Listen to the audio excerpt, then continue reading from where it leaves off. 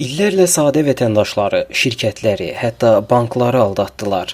Tanınmış reklamların adından saxta məhsullar, saxta göndərişlərdən tutmuş adam oğurluğuna qədər cinayət əməlləri törətdilər. Erməni cinayət aləminin qaranlıq siması bu dəfə ABŞ-də üzə çıxdı.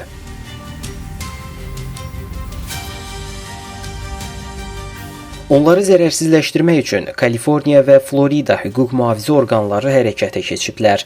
Əməliyyata isə hər iki ştatda eyni vaxtda səhər saatlarında başlanılıb. Nəticədə erməni mütəşəkkil cinayətkar qruplaşmasının üzvləri və onlarla əlaqəli ümumilikdə 13 nəfər saxlanılıb. Həmçinin $100.000 nağd pul, 3 zirehli nəqliyyat vasitəsi və 14 odlu silah ələ keçirilib. Tutulanların içində Ara Artuni və Robert Amiryan adlı iki qruplaşma lideri də var. Onlar arasında 2022-ci ildən bəri Los Angeles ətrafında ərazi nəzarəti uğrunda mübarizə gedib. Bu münaqişə zəminində isə dəfələrlə adam öldürməyə cəhd və insan oğurluğu kimi hadisələr baş verib.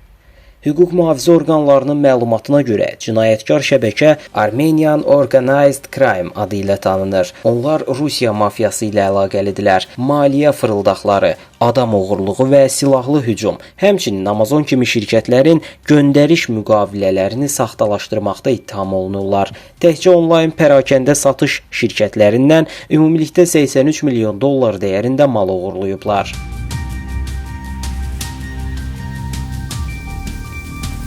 Qeyd edək ki, bu ABŞ-də erməni mafiyasına qarşı son illərdə həyata keçirilən ən əhəmiyyətli əməliyyat hesab edilir. Onun transmilli cinayətkar şəbəkələrin fəaliyyətinə ciddi zərbə vurduğu bildirilir.